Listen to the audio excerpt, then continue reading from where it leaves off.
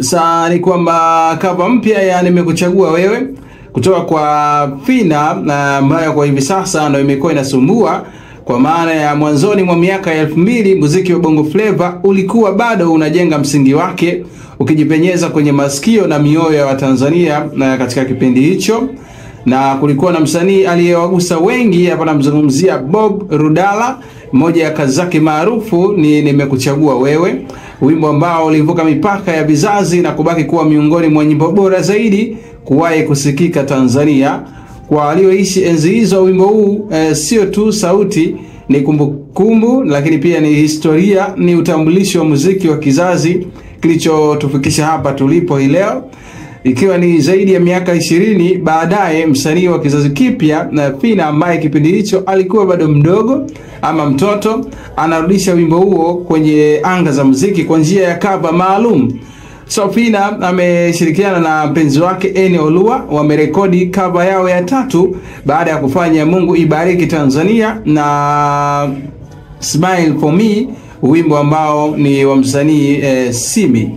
So cover ya Nimekuchagua Wewe ilitangazwa kwamba itaachiwa rasmi siku ya Jumapili ya Novemba 16 mwezi huu, na hatimaye wimbo huo umetoka rasmi kama ambavyo unasikia hapo kwenye background ambapo unasikika. Sasa baada ya cover hiyo mpya Nimekuchagua Wewe kutoka kwa Phina akiwa na Eni, imeonekana ama imegeuka kuwa gumzo tena mitandaoni ndani ya siku moja tu tangu itoke rasmi hiyo ndani ambayo ilitangazwa, kwa maana ya wimbo huo wa Bob Rudala uliosikika sana mwanzoni mwa miaka ya 2000 umepewa pumzi mpya na kizazi kipya, na matokeo yake yako wazi. So kwa sasa tunapozungumza, wimbo huo upo nafasi ya 11 kwenye music trending chart pale YouTube Tanzania. Lakini pia hii si tu heshima kwa wimbo wa zamani, bali ni ushahidi kuwa mashabiki wamepokea kwa nguvu ubunifu wa wawili hao, vocal zao kwa maana ya Phina pamoja na Eni zimeendelea kuthibitishwa. Kwa nini? Kwa maana ya hii inamfanya pia Phina kutajwa kuwa ni miongoni mwa best vocalistics Tanzania.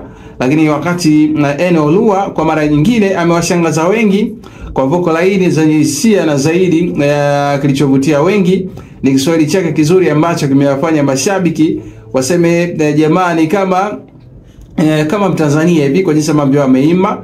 Lakini kilicholeta thamani kubwa zaidi ni ile ambalo nataka nikufahamisha, ni kwamba Bob Rudala mwenyewe ametuma salamu za pongezi na baraka kwa Phina, akionyesha kufurahishwa na jinsi ambavyo kizazi kipya kilivyoheshimu na kubeba historia ya kazi yake kwa msanii aliyehusika kwenye wimbo huu akiwa mtoto. Kupokea maneno haya kutoka kwa gwiji wa kitambo ni heshima ya kiwango cha juu sana.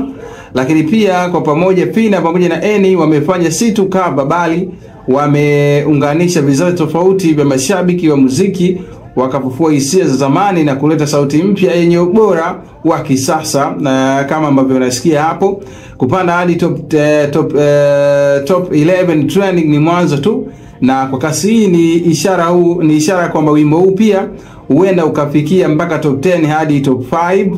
Na safari ya Nimekuchagua Wewe unaweza kusema ndo kama imeanza upya, kwa jinsi ambavyo mashabiki ambao walikuwa naisubiri kwa hamu na hatimaye wimbo huu umetoka. Imeonekana kuwa ni ishara kwamba muunganiko huu umeonesha ladha kipekee wa kizazi kipya, na ndio maana umeonekana kufanikiwa hivi ndani ya muda mfupi baada ya kuachiwa rasmi.